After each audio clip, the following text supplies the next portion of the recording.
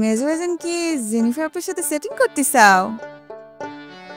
আমি সেটিং করতেছি সেটা ছোট বউ তুমি কিরম করে বুঝলা? প্রেমে সেটিং করলে মুখের রিয়াকশন কি হতে পারে সেই ক্লাস তোমার আগেই করা শেষ। তোমার মুখের অ্যাকশন আর রিয়াকশন দেখে আমি বুঝে গেছি তুমি কার সাথে সেটিং করতে চাও। না সেটা অবশ্য ঠিক। প্রেমের ক্লাসে তো তুমি বিয়ে পাশ অনেক আগে করে ফেলিছো, সেই জায়গায় আমি লার্নিং অবস্থায় আছি। তা মেজো ভাইজান আমি কি তো জেনিফার আপুর সাথে ভিডিও কলে কথা কইতে পারি? তারে দেখার আমার মেলা দিনের শখ।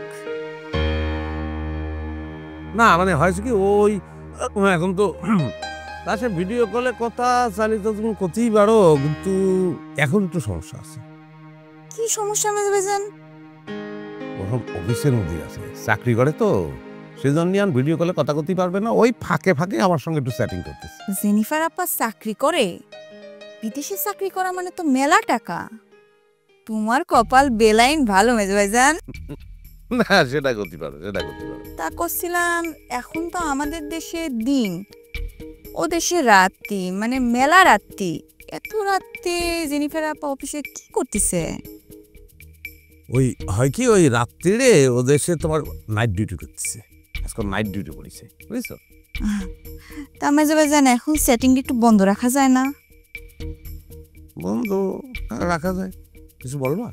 হ্যাঁ, বলছিলাম যে বড় ভাইজানের বিয়ের একটা ব্যবস্থা করা যায় না? কার বিয়ের কথা বললাম? মিস্টার নিউটনের বিয়ে? বড় ভাইজানের। কিন্তু সে তো মহাজ্ঞানী, এত মহাজ্ঞানী এত মহাজ্ঞাপন একটা লোকে কিটা বিয়ে করবে? এরকম করে কেন করছো মেজো ভাইজান? দেশে কি মেয়ের অভাব পড়েছে? মেয়ের অভাব দেখে পড়েনি, কিন্তু তার মতো মানুষের জন্য মেয়ের অভাব আসলেই আছে। তারপরও আমরা তো একটু চেষ্টা করি দেখতে পারি না। মানে বলছিলাম বড় ভাইজানের বিয়ে না হওয়া পর্যন্ত তো তুমি জেনিফার আপারে কোনোভাবেই বিয়ে করতে পারবে না। পারে না কিসের জন্য? লেমন যেমন বড় দুই ভাইটা ওভারটেক করে তোমার বিয়ে করে ফেলেছে, সেরকম করে আমিও করে ফেলবো। না মানে হয়েছে কি ভাইজান, আমাদের বিয়েটা তো হঠাৎ করেই হয়ে গেছে।